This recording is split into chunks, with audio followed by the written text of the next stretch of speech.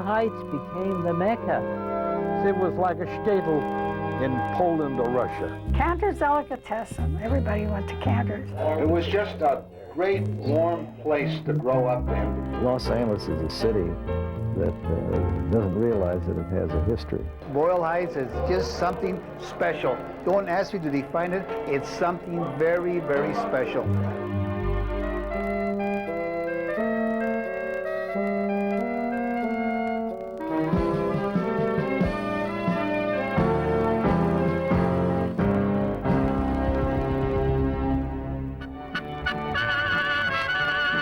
Boyle Heights. Today, it's one of the largest Spanish-speaking neighborhoods in Southern California. The sights, sounds, and culture are unmistakably Latino. But a closer look revealed that this neighborhood wasn't always as it now appears. During the 20s, 30s, and 40s, these streets near Brooklyn and Soto were lined with pickle barrels, kosher butchers, bakeries, and delicatessens. The aromas were of corned beef and smoked fish. The accents, Eastern European. Business was often conducted in Yiddish. In its heyday, this small neighborhood had dozens of synagogues. It was the largest Jewish community west of Chicago, and the only one of its kind on the West Coast. Between World War I and World War II, some 75,000 to 90,000 Jews lived in Boyle Heights and neighboring City Terrace.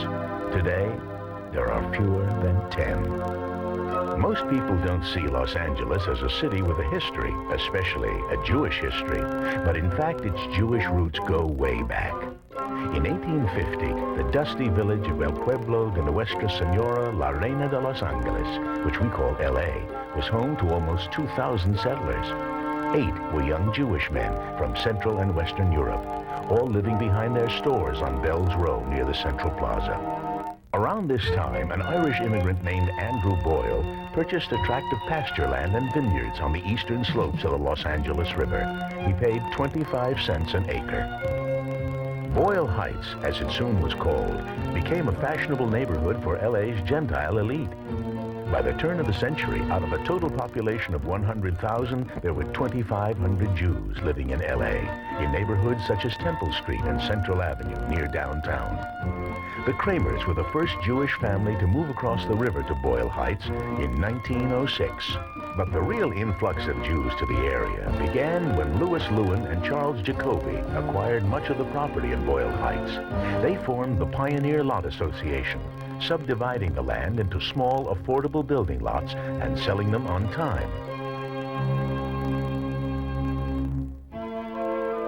The Jews who settled in Boyle Heights were almost exclusively Eastern European. They had lived in a world of devastating and violent anti-Semitism in the form of pogroms, intolerable living conditions, and persecution. It was no wonder they longed to escape. My mother came from Riga in Latvia, and just one night, just out of a clear blue sky, the Tsar said, all Jews out. In their search for freedom and safety, many looked to America. For them, it was the Golden Medina, the Golden Land. They settled wherever family members were living or wherever they could find work. Unfortunately, employment for many meant long, grueling days laboring in sweatshops, where the immigrants were not only overworked, but exposed to respiratory diseases. Once again, many hoped for something better. Meanwhile, eager to lure newcomers, the Los Angeles Chamber of Commerce was actively promoting the notion that Southern California was a virtual Garden of Eden. Its dry, warm climate could cure a myriad of ailments, said the boosters, and business opportunities were here for the asking. Along with others, many Jewish immigrants responded.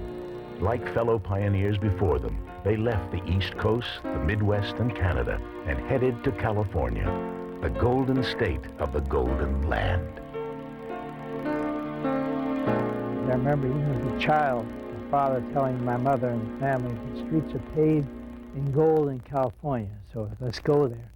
In New York, the Jewish community was altogether different. It was very crowded there, and here it was just like all open fields, and it was just wonderful. Boyle Heights was beautiful. it was hilly, you know, City Terrace and Boyle Heights. And everybody had flowers and a garden and a lawns. And my parents came to Southern California in 1938, roughly, to bring my grandfather from New York, where they were all living, because he had a respiratory ailment of some sort, and they came to Los Angeles because it had clean air, believe it or not. Boyle Heights was such a popular destination for Eastern European Jews coming to L.A. that by 1929, there were over 10,000 Jewish families in the Heights. During the 1930s, the population of the neighborhood was about 70% Jewish. My mother felt very comfortable where she could speak in Yiddish and be associated with Jewish people. And the community was very accepting. They were very warm people, and they cared about each other. When the Jewish holidays came upon you, the whole community shut down. It was, you didn't feel like an outsider. On the first year of Shul, it's customary to go to a lake or an open river. It was very beautiful to see hundreds of, perhaps thousands of people getting together at the lake in Hollenbeck Park. Oh, holidays were wonderful. We would go from Shul to Shul. Most of we would always dress up, you know, twice a year. We'd look really nice.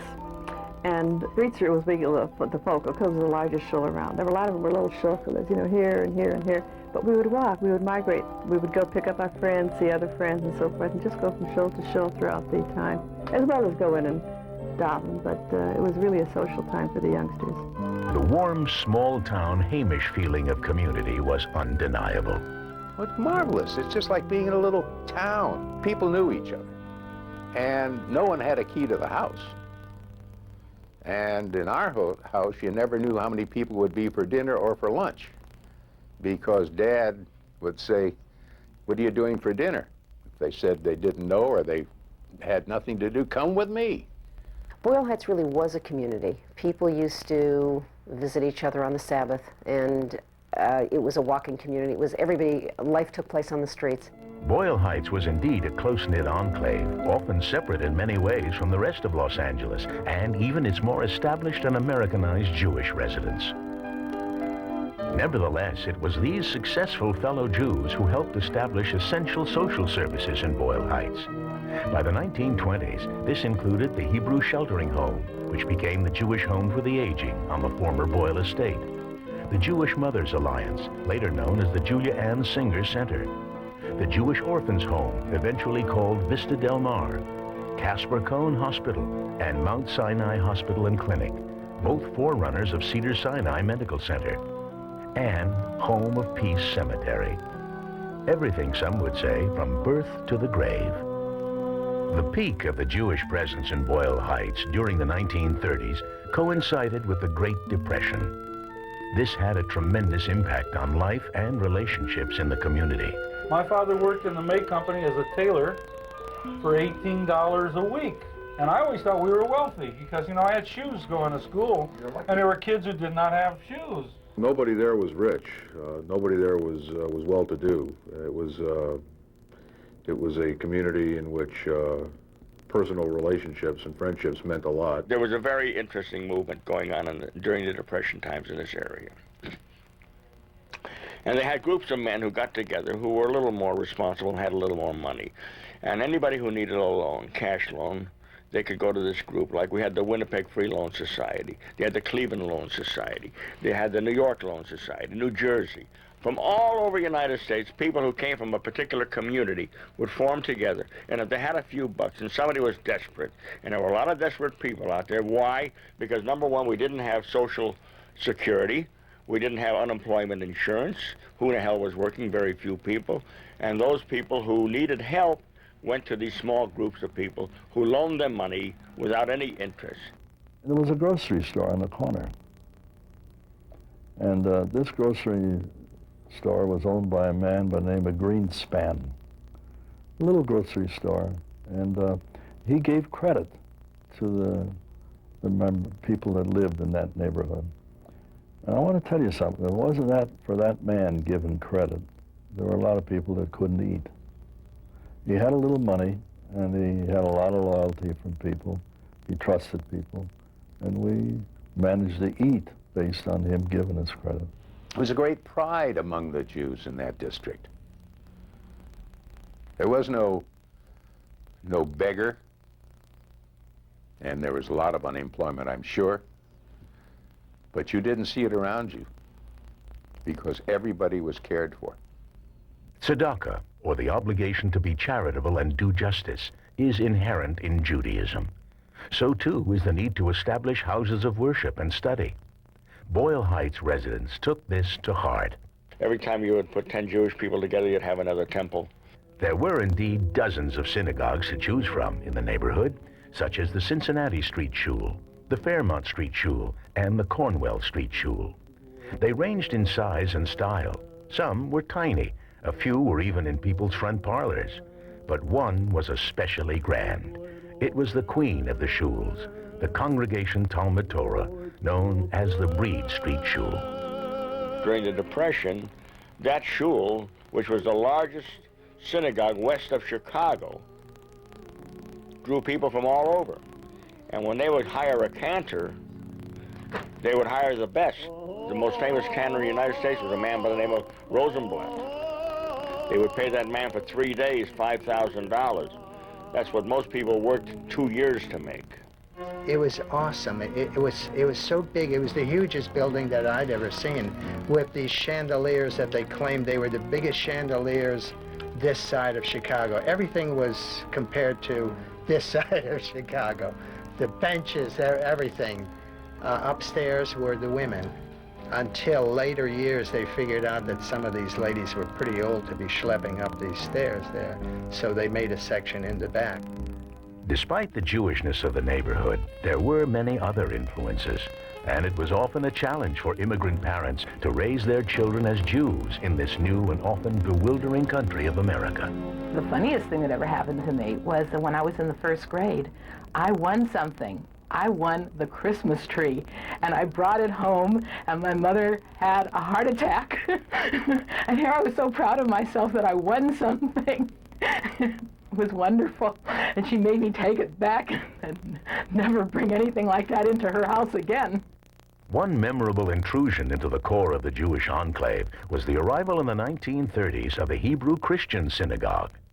If you got over to this place here, and you were hungry, and you had no place to sleep, they would give you a bath, give you some fresh clothes to put on, they would feed you, but for that you had to make, you had to go in at night, and you had to drop to a knee. You had to convert. And you had to convert. Well, they converted for 24 hours, and then they forgot about it.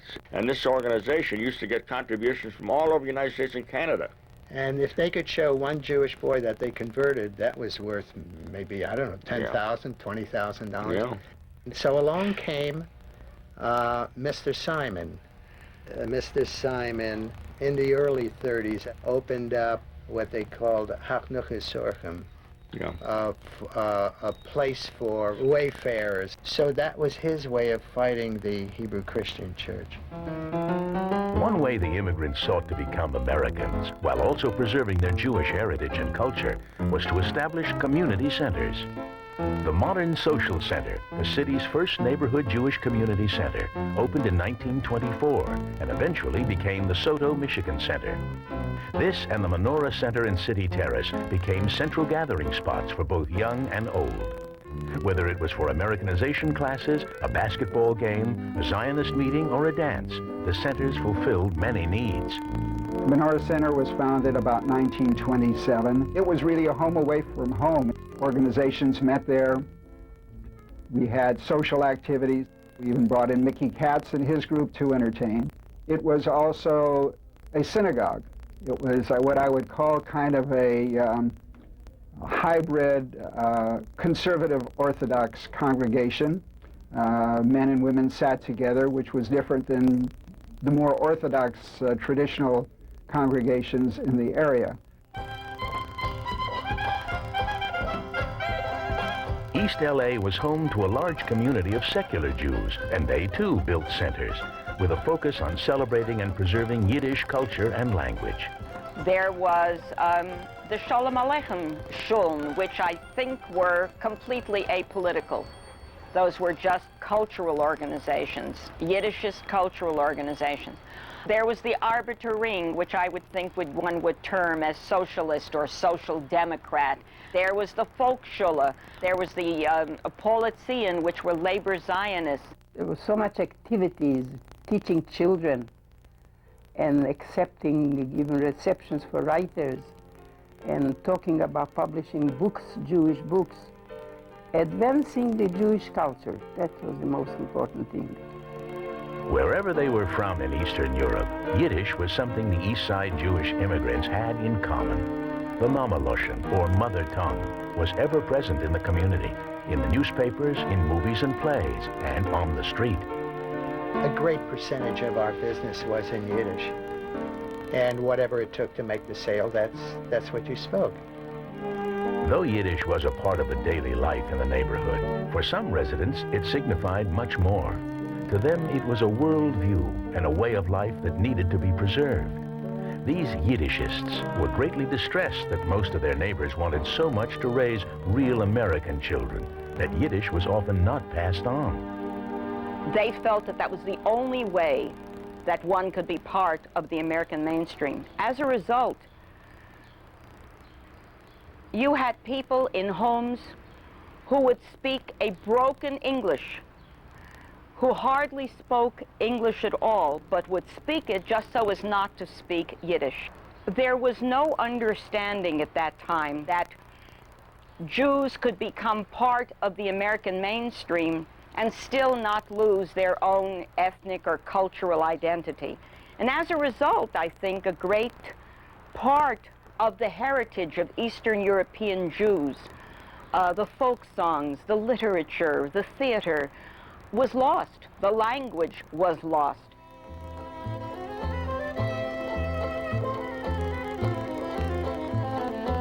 When the Jews of Boyle Heights left Europe, along with their language and culture, many brought with them a revolutionary spirit. Into American politics, it was almost completely democratic. A Republican was a foreign name. We knew that there was a Republican Party, but nobody voted that, nobody knew that. And I think my father was probably the only Republican here outside of the Sampson family and all of East L.A. I had an aunt who was very wealthy, and she was always criticizing Boyle Heights and the radicals. Your mother would have done much better if she hadn't been a radical. That became one of the central tensions in this period in the Jewish community. Looking at Boyle Heights, here was a group of working class Jews in labor unions. Some were communists that seemed far removed from these much more proper Jews on the west side of the city. The Communist Party had open offices on Brooklyn. My father was a Shul teacher. Later he became an employee of the Morning Freiheit newspaper, which in most of its earlier life, first 20 years or so, called itself the Yiddish Communist newspaper.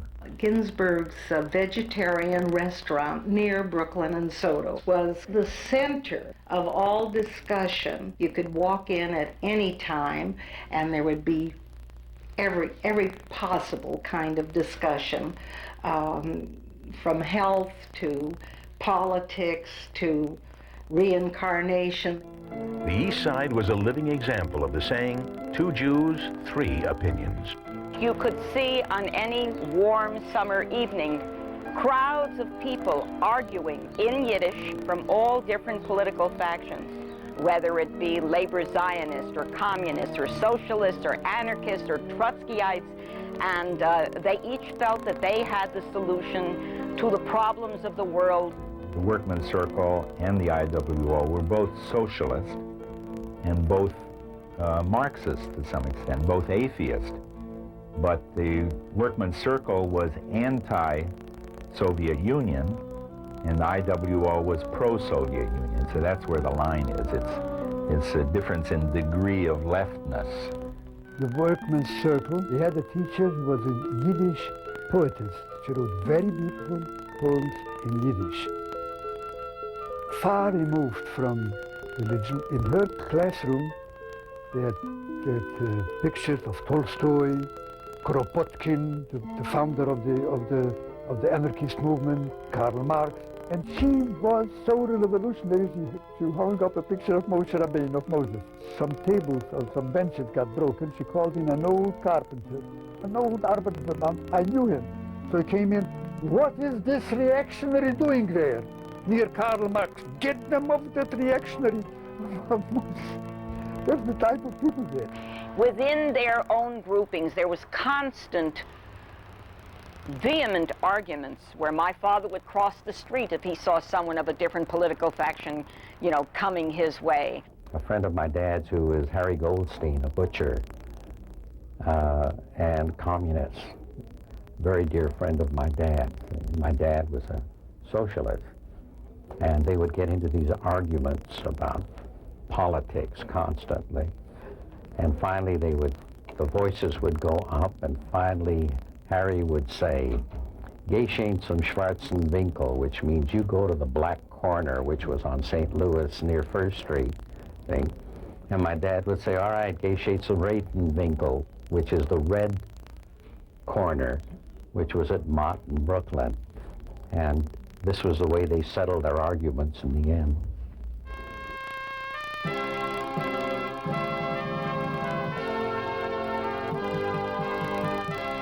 Boyle Heights was a working-class neighborhood, and many local activists were union members. Clearly, the corner of Brooklyn and Soto was sort of this central point for union activity in Los Angeles, there in the middle of Boyle Heights. In fact, the makeup of some unions was so predominantly Jewish that meetings took place in Yiddish. Their ideals were clear, and some of their strikes were even against Jewish-owned firms. I participated in sympathy strike to help the agricultural workers. And at that time, the police were called out. And there were young guys, and they had all these guns pointed directly at us. We were just kids. My father organized the Pressers Union in Los Angeles. Someone had told him that he could get a job in the garment industry, which was totally unorganized at that time. And he immediately became an organizer because that was his proclivity. He was a Marxist. And I remember they used to have meetings in the garage at night. They were clandestine by candlelight. Though many of the East Side residents were laborers, great numbers of entrepreneurs lived there as well. Their dreams were encouraged and realized by the extraordinary growth of Los Angeles. Many of the businesses added to the flavor of the neighborhood. Well, we had a man by the name of Joe Resnick, who was a famous appetizer store. He carried a variety of types of herrings. Incidentally, Joe Resnick was the first guy to put herring on ice in Los Angeles. We had the plain barrels out there. You had pickle barrels, you had herring barrels, and all of that stuff. One day, a lovely lady came up, and she says, "Mr. Resnick," she says, "I want to get a schmaltz herring." He says, "Okay, sweetheart. You don't mind me using my accent, do you?" She says, "Okay, sweetheart." So she came over, and he went over to the herring barrel, and he reached in, he took out a herring, he held it up like that for her, and she says, "No, not that one, Joe." And he went a little deeper, "Another one. How do you like that, sweetheart?" She said, "No." So he rolled back his sleeve like this, and he went way deep into the herring barrel, and he pulled out this herring. She says, "That's more like it, Joe. I like that one." She says, "How much is it?" He says, "How much is it?" He says, 20 cents, 2 for 35. She says, "But by Cantor's, I can get it for 18 cents, 2 for 30. So he looked at her and he says, "Gaten Gesundheit," which means, he rubbed his arm on her dress, which means, "Go in good health." Leaders had a beauty shop where all the women would congregate. If you wanted to know anything about anyone, you were sure to go in there. You'd know it when you came out. Well, you have to remember, Dave's family was like celebrities on Brooklyn Avenue. Sure. Anybody could afford to walk into our store. Who could afford to walk into a jewelry store? A watch strap was 45, 50 cents in those days, right? That's true, that's true. And you could buy a two-piece suit at Selma's for $3.99. Another Brooklyn Avenue enterprise was Thompson Brothers Bakery. When Mickey Thompson decided that rolling bagels by hand was too slow, he began designing machines to do the job. His early plans paved the way for his son Dan to invent the first successful bagel machine, forever changing America's eating habits. When I came back from Saipan in 45, late 45, he laid it out for me, and it looked pretty good. So I started building the machine in my machine shop class at UCLA. I told nobody what I was doing, and when it got to the point where I couldn't keep it a secret anymore, I brought it home and we finished the machine in the workshop I had built behind the garage. I was concerned that I was going to put people out of work. If these bakers making bagels are going to lose their job. Turns out there's at least 100 to 1,000 times more people working in the bagel industry today because of the bagel machine. Being able to come out and be the first machine to be commercially feasible created enough bagels where the entrepreneur could go out and advertise and promote and push bagels. Lenders, for example, which became the largest producers in the world, never dreamt in their wildest dreams that they would be selling umpteen millions of bagels a year. Another highly successful entrepreneur who grew up in Boyle Heights is Joe Gold, who established Gold's Gym in 1964 and later founded the internationally known World Gym. Joe Gold lived 2 doors down, and from the time he was 13 or 14, he was always interested in bodybuilding. And so his brother had a wrecking yard down on Ford Boulevard in East L.A., and so Joe would get old Model T flywheels and axles, and his brother had a drill press, so they'd drill holes, and they made these makeshift weights. And his mother had an old garage that was in front of the house right by the street, and the garage was tilted over at about 15-degree angle, so you thought any time a strong wind came, the whole thing had come down. And that's where he had his first gym. And people would come from all over the neighborhood. Like the rest of L.A., the East Side was touched by the growing motion picture industry. Several Charlie Chaplin films were shot in the neighborhood, and legend says the Col Nidra scene of the original jazz singer, the first talkie, was shot at Breed Street Shul. Though he's best known for making stars glamorous, Max Factor lived in Boyle Heights in the 20s and had one of his first manufacturing plants on Brooklyn Avenue. He was well known to locals. Max Factor was a barber, and he had a barbershop. And he manufactured certain stuff also, lotions and things. And that's how he started. Right or left, religious or secular, young or old, the community came together in one lively place. In the 1880s, the Brooklyn Land and Building Company gave its name to one of the dirt roads running through the area, which became known as Brooklyn Avenue. Thursday nights, you couldn't find a place to park here. You would see cars come from all over the city because here was the heart of the Jewish community of Los Angeles. And if you wanted to buy anything kosher, you had to come to Brooklyn Avenue. When I was a little girl, we would go into the chicken market. My mother would say that one, there were cages of chickens, and they would take the chicken, and the shochet would slaughter the chicken. I guess the Jewish mothers knew exactly how to find the right chicken. And I always wondered, how could so many women find the right chicken? To go along Brooklyn Avenue at night, at that time, was really a thrill. The sidewalks were crowded. The signs on most of the windows were in Yiddish. And you could take a Kipnis variety store or Kipnis appetizers where you had barrels of herring, black herring that people would buy, and you'd wrap them up in newspapers. The herrings, the pickle barrels. I've never seen that anywhere else. Oh, pickle barrels. Nickel a pickle. We didn't have cars, so we cruised by foot up and down Brooklyn, greeting all of our friends and maybe making dates or stopping at Curry's for ice cream. Innocent type of thing. And where would we cruise? Well, Cantor's, of course. I think the corned beef was around 10 cents. Canners would open about 6 o'clock in the morning. Every junk peddler, every junk dealer in Los Angeles would go to Canners to start the day, you see.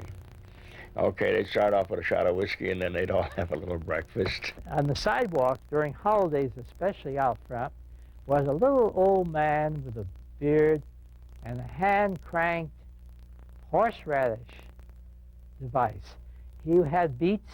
He cranked if you wanted a small paper cone of horseradish, he would wrap up a piece of paper in the shape of a cone, put a beet in, or a section of a beet into the grinder and crank it by hand, and out would come a portion of white horseradish.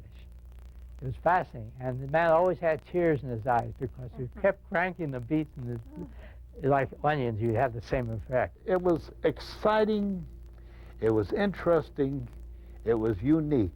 There will never be another Brooklyn Avenue. Though primarily a place to shop, nosh, and schmooze, Brooklyn Avenue was also known for some less savory activities and characters. There was on Brooklyn Avenue a men's social club. The window was blacked out, and they used to gamble there.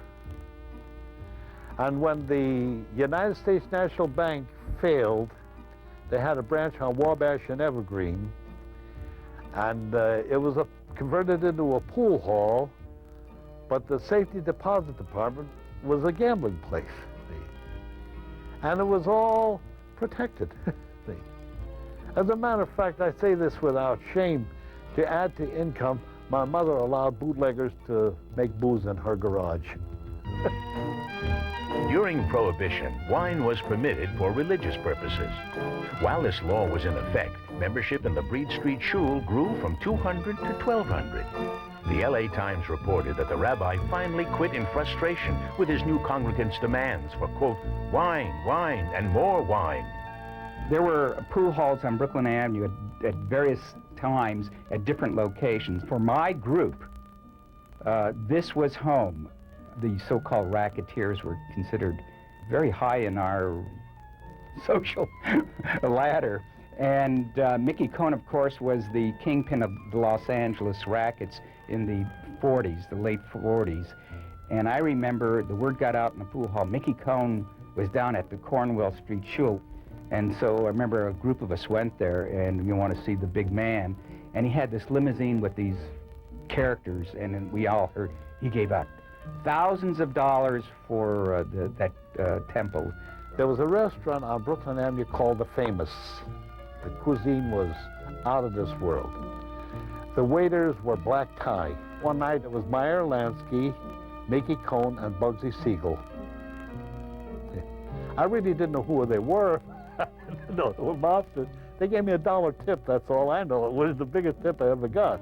I used to walk to school with Mickey Cohn every day. He was the cleanest kid in the United States. He never became tough until he went to Detroit. But the major diversions in the Heights were actually much more innocent. Down East First Street, there was the Moralta Theater, 10 cents admission. So everyone went to a show, especially on Saturday nights, where they offered free dishes and gadgets to attract business. The National Theater on weekends cost a nickel.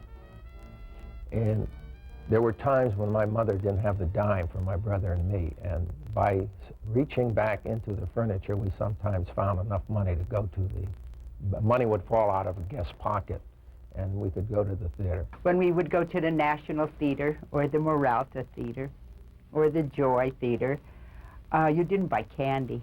You brought your own bag of poly seeds or pine nuts. We would go to the beach on the weekends, and what we would do is find out whose father had a truck that wasn't going to be used that day, whether it was Saturday or Sunday. And 10, 12, 15, as many as we could would pile into the truck. Boyle Heights residents also made a ritual of spending time at the local schwitz, or the bathhouse. The Monte Carlo Russian Turkish bathhouse on First Street, across the street from the Benjamin Franklin Library, was the deluxe place. It had hotel rooms and upstairs, and it had a swimming pool downstairs. It had every type of plates that you can imagine. Rub downs, chiropractic treats, everything. Even had a doctor on the premises. It was deluxe. My mother would take me or my sister to the baths on ladies' night, and there would be these women walking around with eucalyptus twigs and hitting you. That was supposed to cure rheumatism and colds and almost everything imaginable. And then the women would drape themselves in white and sit around and play cards. Just as the bathhouse lives on in people's memories, so too does another form of recreation in the Heights, the social athletic clubs. Whether they called themselves the Benitos, the Cardinals, the Jasons, the Elms, the Royals, or the Saxons, these associations were a focus of life in the 20s, 30s, 40s, and beyond. We were the Elms, and we would have our inter-club rivalry, which was very intense, very intense. We gave ourselves letters. We never had any hatred for the other clubs because we were raised together. I have a group of friends who are still friendly with. We grew up together here in Boyle Heights. There was Willie Sobelman, we called him Black Willie, Jake the Snake, Richie the Face, because he was so cute, Teddy Berman. I guess it was our own form of gangs. Yeah. The bonds that had started among 10 and 12-year-olds have continued over decades. The Saxons and several other clubs meet every year, and the Jasons have met every week for over 60 years. I don't think there's another club in the United States that has been together as long as we have, these 63 years. And still meet every Wednesday night. And we get together at each other's homes once a week. You can't stand each other. Though the core of the neighborhood around Brooklyn and Soto was Jewish, the surrounding community was unique in its blend of diverse ethnic, cultural, and religious backgrounds. People who were all seeking the American dream.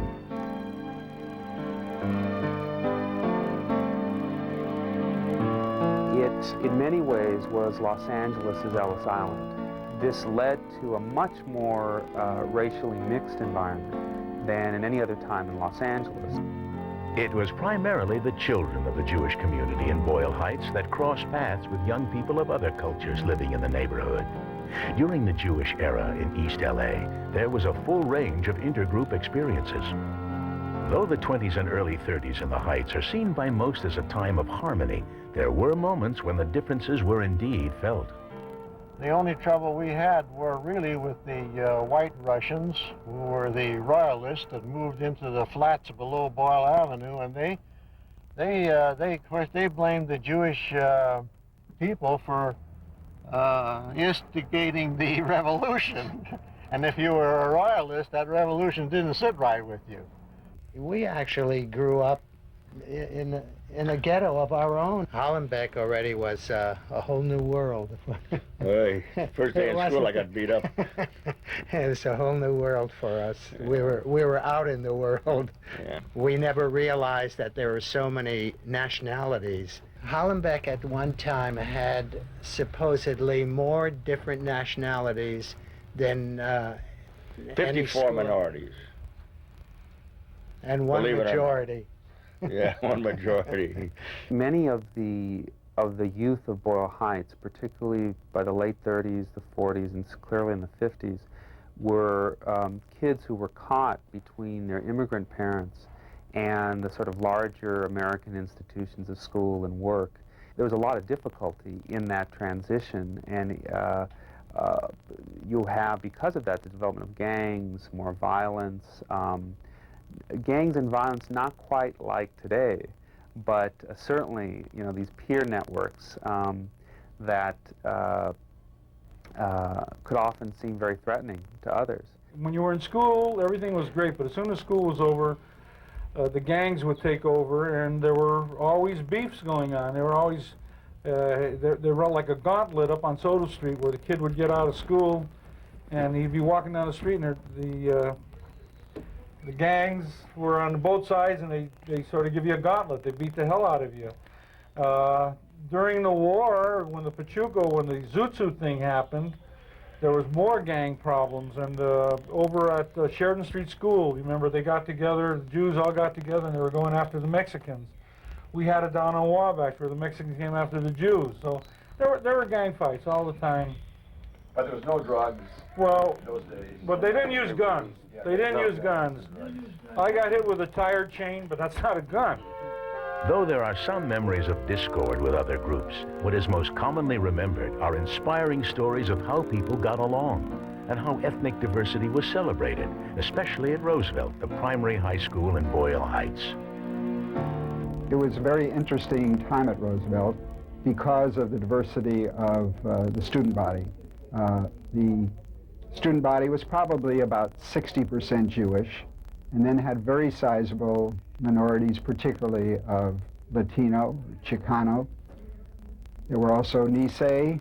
We had Russians, mostly Moluccans, who are the white Russians, a comparatively small group of blacks.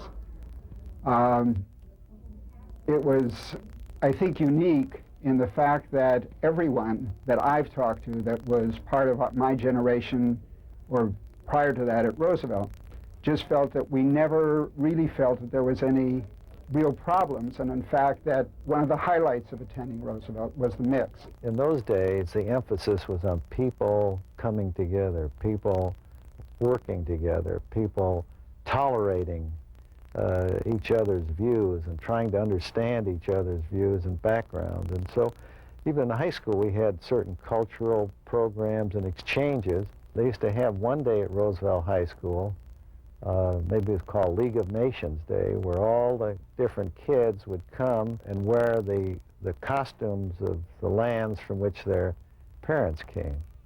Two people of extraordinary passion and talent carried this credo of peaceful coexistence to new heights. They both happened to be in my class throughout my school years. One is Dr. Leo Biscaglia. He became known as Dr. Love or Dr. Hug. And the other is Lorraine Art Schneider. Her mother was an artist and a sculptor, and she taught art. She actually taught art at the Menorah Center for many years in the community. Lorraine got started in printmaking in 1960, and the medium was exactly suited to her talents and to the messages that were building in her out of her experiences in her Jewish family with her politically progressive parents, and then in her experiences at Roosevelt High. Of her many fine works, one stands out as a work of genius. It circulated throughout the world, mostly without her name attached to it.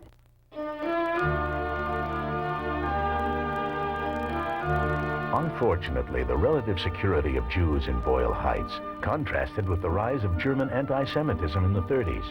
Jews and others of goodwill in the community protested Hitler's ascent to power and the horrifying events of Kristallnacht, the Night of Broken Glass, in 1938, precursor of the Holocaust. As I recall, I was about 8 or 9 years old, and it was on Brooklyn Avenue in the evening, and there was a march against what was going on in Europe and the threat to Jews. I think it was orchestrated by probably the left-wing group. We had carried candles, and I marched with my father and mother, and I remember singing the song, "A Tisket, a Tasket, we'll bury Hitler in a basket." The plight of the Jews in Europe was a paramount concern and brought the East Side Jewish community together. When Hitler came on the world arena, and when all the Jews were threatened, and when anti-Semitism spread even here, all over here, there was unity. You could see the people feeling more united and not fighting against one another as they did before. The organizations were still separate, but there was one common goal that they worked together, and this was for the Russian war relief. Life in Boyle Heights altered drastically after the Japanese bombed Pearl Harbor and the United States entered the war. Local boys went off to serve their country, and the community rallied behind them. Many groups raised money for the war effort. Successful war bond sales in the community enabled the purchase of 2 bombers, the Spirit of Boyle Heights and the Spirit of City Terrace. By the late 30s and early 40s, East L.A. had a sizable Japanese population, and their loyalty was suddenly suspect. The government's relocation of Japanese residents had a tremendous impact on the community. In fact, Roosevelt High School's student body decreased by 1/3. Oi, don't ask me. This was a horrible thing. I saw it with my own eyes how they evicted them from their places. and put all their possessions out for sale within days, within hours. They had to dispose of everything. People went by and they bought a table for a quarter. They bought chairs, they bought for pennies. They bought everything they possessed.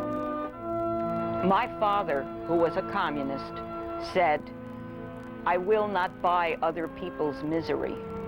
And he would not buy the home. We had a lot of our friends, the intimate friends, were Japanese. And the day that a lot of them left, we went down to Union Station.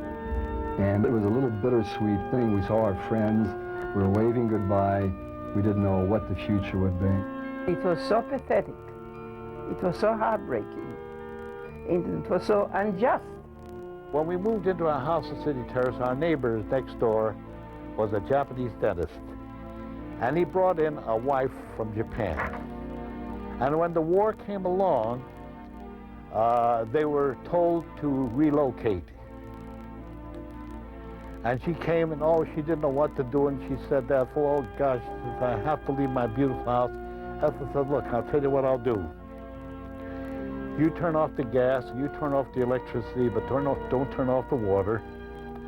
And I'll take in all your mail, and I'll forward it to you. You let me know where you're at, and I'll forward the mail to you. I'll pay all of your bills, and when you come back, we'll straighten things out.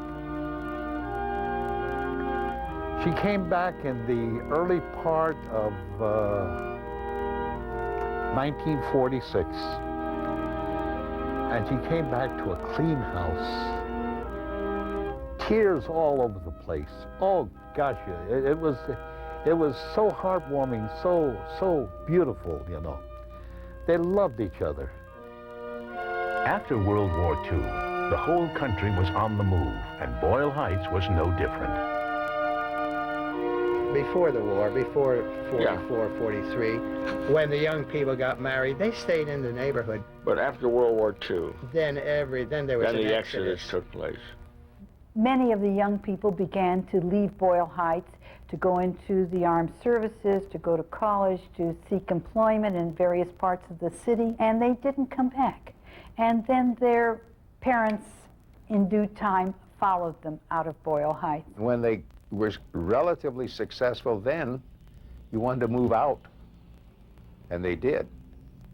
And they moved all over. Obviously, as they moved to the Fairfax area, they moved to Beverly Hills, West Adams. Going to the west side was like a big deal. It's like going to Malibu, you know. It's like, you know, we're going to go to so-and-so's house on the west side. The Melrose off-ramp of the Hollywood Freeway, to me, was like the pearly gates to a different world. Increasingly, Boyle Heights becomes more and more Mexican after World War II, so that by 1952, you've got a situation in which Mexicans now form over half of the population of Boyle Heights. So it's a rather radical shift in about 10 or 15 years in the population. In addition to demographic changes in Boyle Heights after the war, between 1943 and 1960, 5 different freeways severed the neighborhood. While this provided for regional transportation needs, it greatly disrupted the community's cohesiveness. My mother stayed in Boyle Heights until the freeway started to go through, and her house stood right smack dab in the middle of the freeway. As the majority of the Jews left, so too did the businesses and people that served them. You know, my parents were among the last to leave because they ran one of the main schools in the East Side, and until they were sure there was no purpose for them to remain in the East Side, they felt an obligation to the young Jews who wanted an education, whose parents wanted them to have an education. Until they couldn't fill a class or a couple of classrooms, they stayed, and we left in September of '56. One of the ways that I saw the change in the community is that the Woolworths no longer stayed closed on the high holy days. They felt no need to do that. Popular Boyle Heights hangouts like Cantor's, Leader's Beauty Shop, and Solomon's Bookstore opened locations in the new Jewish enclave of Fairfax.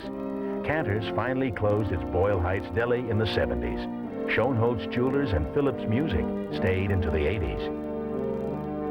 The Jewish institutions that were born in Boyle Heights followed the Jewish community. The old Jewish home for the aged stayed until the early 70s, then moved to its San Fernando Valley campus. Its former site is now a home for elderly Japanese. One after another, everything Jewish began to disappear from L.A.'s east side. Though the Jewish community of Boyle Heights no longer exists, its values and spirit still linger. Within the walls of the former Menorah Center, children are playing, not Jewish children, but the children of the Spanish-speaking community that now calls East L.A. home. The Menorah Center was placed here during the 20s to meet the needs of the Jewish youth of that era. And their original philosophy was to work with the youth to develop their self-worth, their minds, and their physical being. And when the Salesians took over this, they kept the same philosophy. That was one of the relationships and requirements that the rabbi and the priest talked about. And it's because over a period of 30 years, the Latino community had taken an old suit and began to use it again. And this old neighborhood was once again put into use by the Latino community this time. By the 70s and 80s, it was primarily the elderly Jews who remained in Boyle Heights. They adjusted to the changes in the neighborhood. My father died in January of 1973. My mother was very attached to the house, to the community, such as it was at the time, and to the synagogue. Even when my mother had all Mexican neighbors, people would watch out for her. It was always very touching because Federico used to come over to visit my mom, and my mom would tell me these stories. I'd say, "How's Federico?" "Oh, you know, it's so sad because he had to go back to Mexico, some of his property needed." She would tell me these elaborate stories. I'd say, "Ma, how do you know that? You don't speak Spanish and he doesn't speak English." And she'd always say the same thing, "A heart can feel another heart." And when they moved, their oldest son came over and said, "Reba, my parents are moving out of this neighborhood and we want you out. We don't want you here without us. We're not going to be here to watch you, and we don't want you here without us." They moved, my mother stayed. As the Jewish residents moved to other parts of the city, their shuls and shtibels were eventually either bulldozed or converted to churches. Only the Breed Street Shul remains. For many years, Rabbi Osher Zilberstein, who came to the congregation in 1935, continued to hold services, both for the dwindling number of Jews still living in the community and for others who returned to their old neighborhood each year for the holidays. In the 60s, there were probably a few hundred people at a synagogue that held 1,100. And then by the 70s, there were maybe 200 people. And then by the 80s, maybe there were only 100 on the High Holy Days. The synagogue managed to maintain a minyan, a quorum of men, almost every day until just the last few years. The commitment to sustaining the shul and finding a minyan wasn't always easy. Zellman's men's store, which still remains around the corner from the shul, offered a solution. I met a young man named Zellman, and I said to him, "Did your father or grandfather or someone in your family own a store?" And sure enough, he said that sometimes when he's in the store, when they need a minyan, they still come and get him. And I remember when they used to do that with his father and grandfather, they would come and get him. Though it's still standing, the Breed Street Shul is far from being in good health. Failing to meet current earthquake codes, the main sanctuary has been locked since the 1987 Whittier quake. It has been designated a City of Los Angeles historic landmark, but there is a dispute about its future. Until 1994, the original chapel, located in the rear, was used by a small group of members who came to pray regularly, maintaining a Jewish presence in Boyle Heights. We can't see anything in future. We're just holding it up because it's an old-time shul and it was so popular. So we just try to keep up as much as we can. It feels just like somebody passes away in the family. Today, no one is praying at the Breed Street Shul. Squatters and vandals have caused extensive damage, and local gangs claim the shul as their turf. I'm very upset about the state of the shul. Now, I remember the synagogue in its heyday, and I have to tell you that it was beyond painful. There are broken windows into which pigeons fly. There's dead pigeons on the floor. Some of the books are just scattered. They're not treated as if they were holy books. There were stone tablets that adorned the facade of the synagogue. And in one of the earthquakes, those fell down. And those were recently stolen. I felt as if I were standing on the Temple Mount after the destruction of the Holy Temple. Should the Breed Street Shul be allowed to crumble? Should it be preserved as a reminder of the vibrant Jewish past in Boyle Heights? The current powers that be insist that according to Jewish law, an Orthodox synagogue must be demolished rather than be preserved as a museum or for any other purpose. Others think this view is too rigid and will result in the loss of the last visual reminder of Jewish life in Boyle Heights.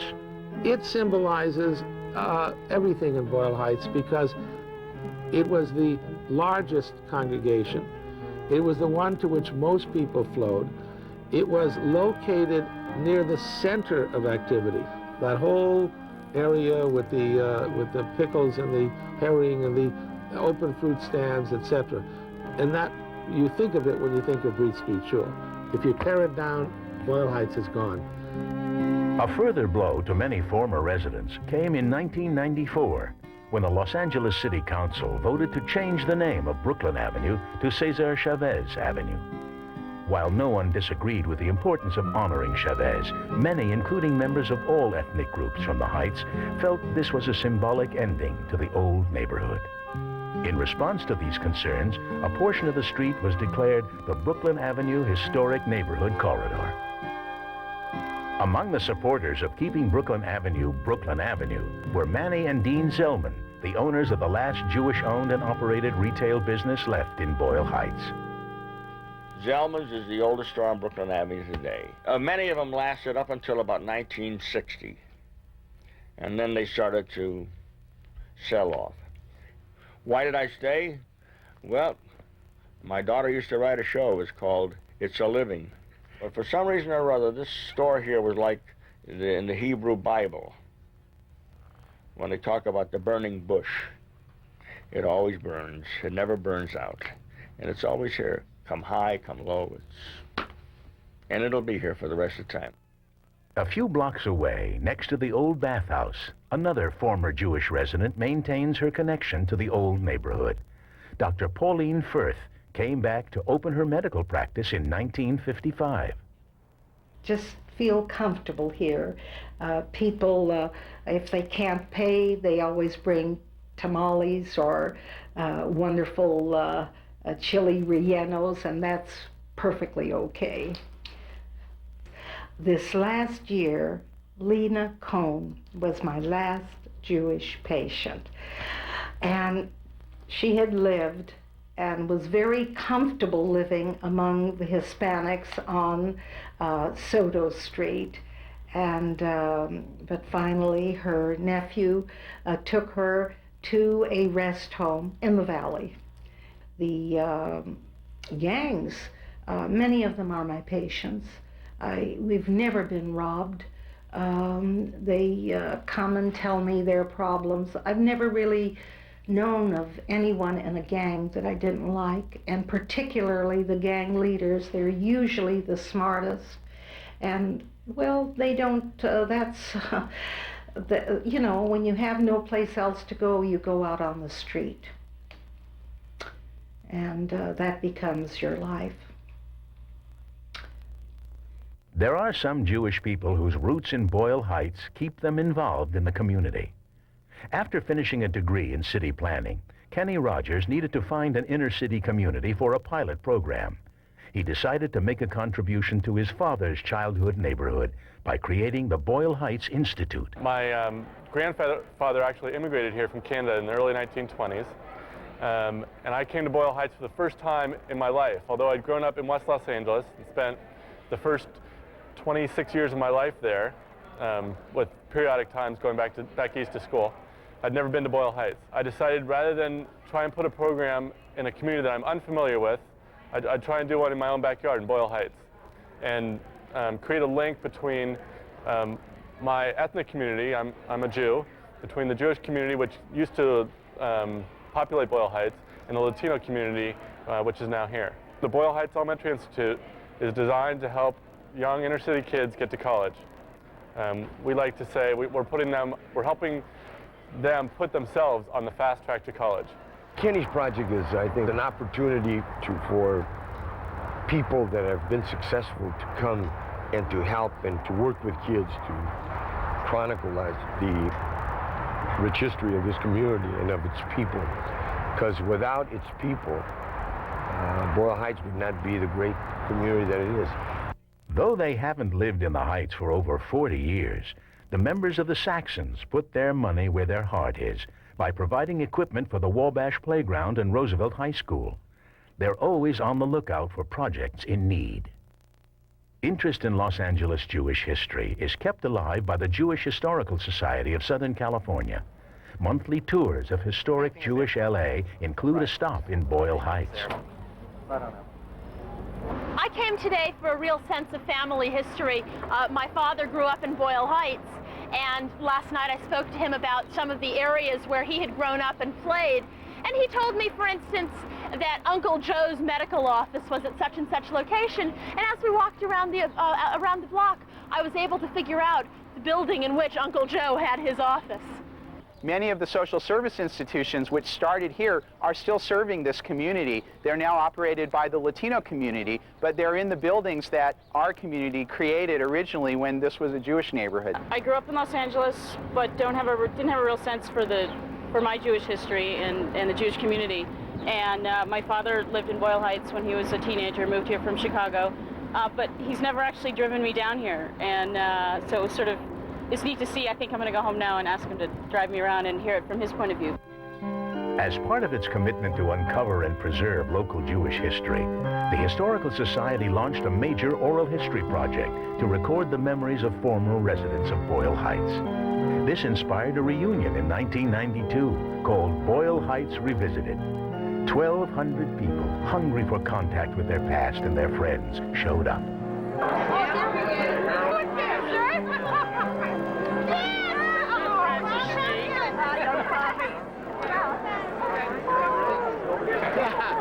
Listen, we used to muzzle together.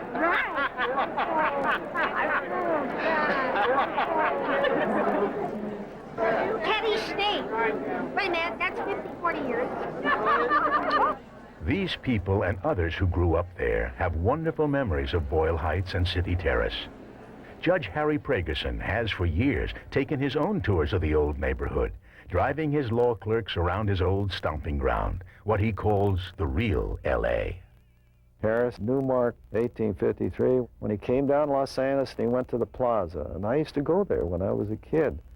And he looked around, he couldn't believe it. He said what he saw there were Mexicans, blacks, Asians, mainly Chinese railroad workers, and Jews, and Indians, see? So when people say to me, look what's happening in Los Angeles, I'd say, it's always been that way. Boyle Heights was a community where different members of different ethnic and racial minorities were able to live with one another, to learn from one another, to play with one another. And, you know, a lot of that has been lost. What we experienced was pioneer pluralism in action.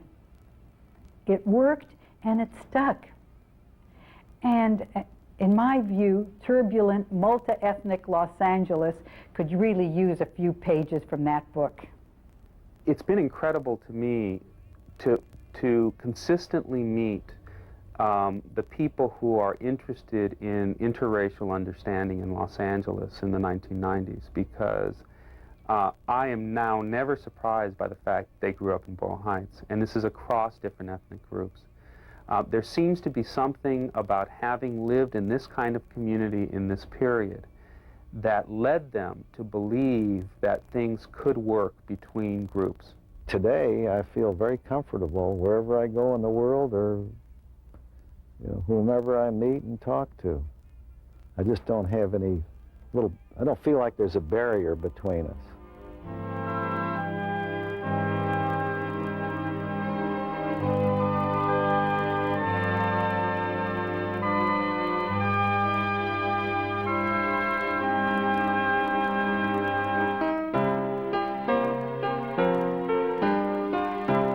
was a great deal of warmth and feeling and caring about each other, which I don't find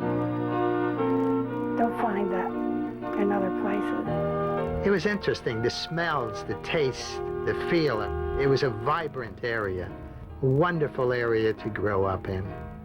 A lot of the people who came there, this was their port of entry. This is where when they first came to L.A., they came to Boyle Heights. And so they remember it fondly.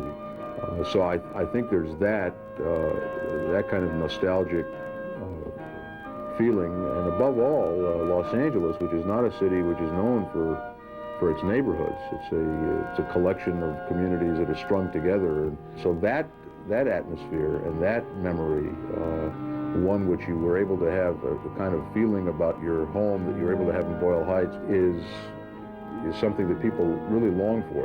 It was a good community, and I think anyone that remembers it would have to remember it with a smile and a lot of nostalgia, because it was a good place to grow up. And thinking about it now, going back, it even becomes better. I just have very sweet memories.